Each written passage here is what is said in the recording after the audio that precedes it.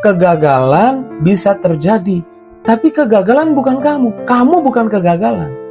Keterpurukan bisa terjadi, tapi keterpurukan bukan kamu. Kamu bukan keterpurukan.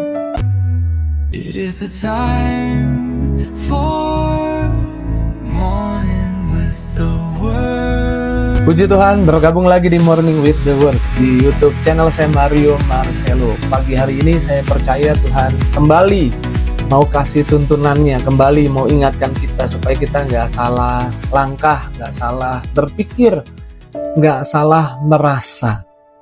Karenanya sebelum kita lebih jauh melangkah di hari yang Tuhan sudah jadikan buat kita, saya ajak kita renungkan firman. Puji Tuhan. Dalam hidup kita pasti ada peristiwa menyenangkan, tapi juga ada peristiwa yang tidak menyenangkan.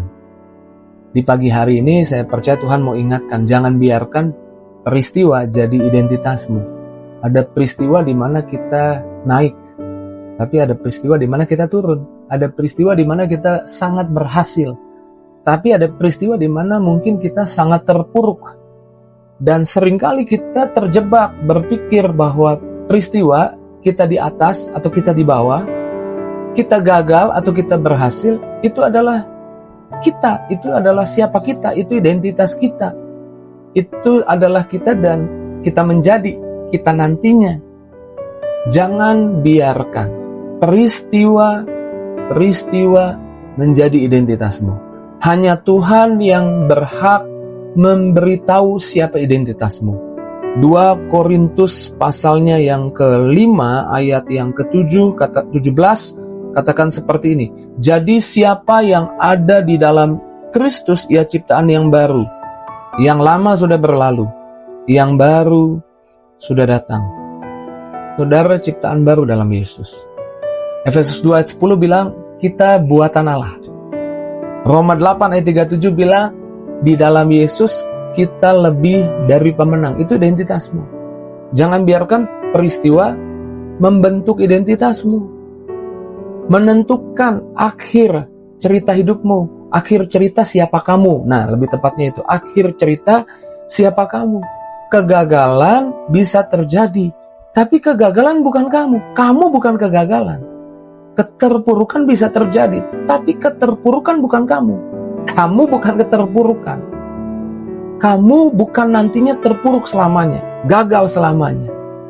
Identitasmu di dalam Yesus, kamu lebih dari pemenang. Jangan biarkan peristiwa menjadi identitas, tapi biar identitasmu membentuk peristiwa itu, akhirnya, ujungnya seperti apa.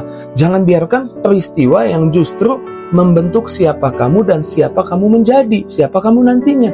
Tapi biarlah identitasmu yang membentuk peristiwa, dan peristiwa itu nantinya gimana. Mungkin kamu bisa gagal sekali lagi. Mungkin kamu sedang gagal hari ini. Tapi kamu bukan kegagalan.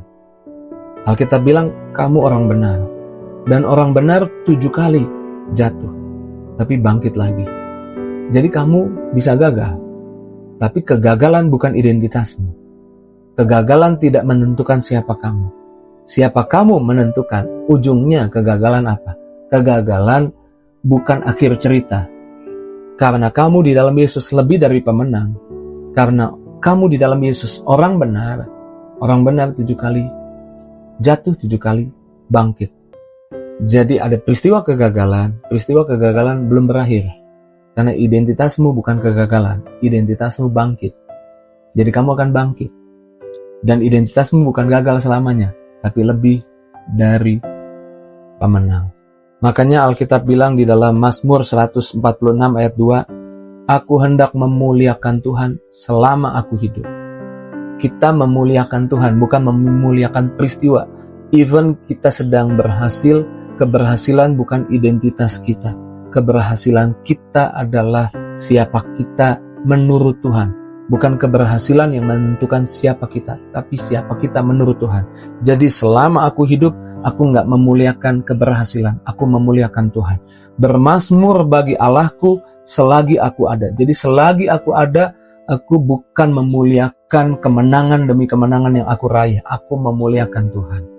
Karena identitas yang Tuhan kasih, aku jadi berhasil. Identitas yang Tuhan kasih, aku jadi menang. Jangan dibalik, karena menang jadi menentukan siapa aku, bukan. Makanya selagi aku ada, aku akan bermazmur buat Tuhan. Selama aku hidup, aku akan memuliakan nama Tuhan. Sehingga masalah apapun, tantangan apapun, kita bisa hadapi bersama dengan identitas yang Tuhan berikan buat kita. Mungkin ada peristiwa-peristiwa yang sedang terjadi di hidupmu. Saya mau saudara ingat baik ini. Jangan biarkan peristiwa menjadi identitasmu. Identitasmu anak Allah, identitasmu berhasil, identitasmu diberkati, identitasmu kepala bukan ekor, identitasmu disembuhkan, bukan selamanya sakit. Amin.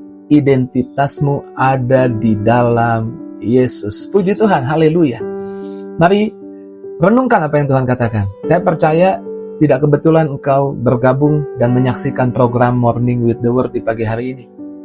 Tuhan ingatkan kamu, jangan terjebak cara berpikir yang salah.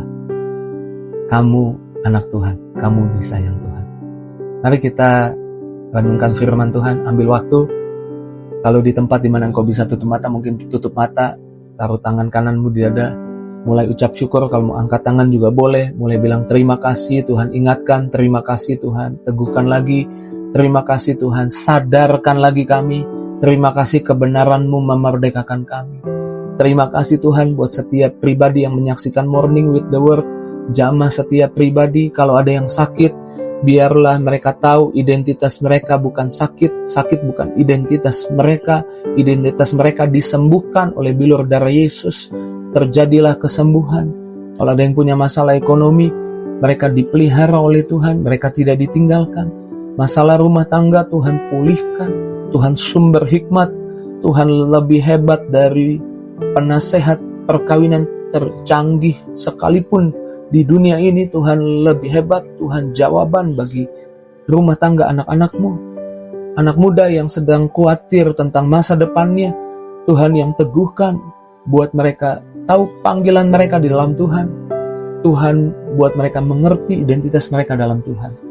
Hamba berdoa, Tuhan Yesus, biarlah Engkau ditinggikan terus di hidup kami. Biarlah Engkau dimuliakan terus di hidup kami. Segala hormat, pujian, kemuliaan, kebesaran, hamba percaya semua yang menyaksikan Morning with the Word terima urapan yang baru untuk melangkah di hari ini. Di dalam nama Yesus kami doa, haleluya. Amin. Puji Tuhan. Respon doa dengan amin. Respon firman Tuhan dengan amin. Aku percaya, ya itu aku di dalam Yesus. Nah, karena saya nggak dengar respon saudara seperti apa, boleh tulis di kolom komentar supaya saya tahu responmu seperti apa atas firman Tuhan, atas doa. Tulis amin, tulis aku percaya, tulis apa yang isi hatimu. Bahkan kalau mau menulis kesaksian juga boleh, menulis titip doa juga boleh, biar ada interaksi di antara kita.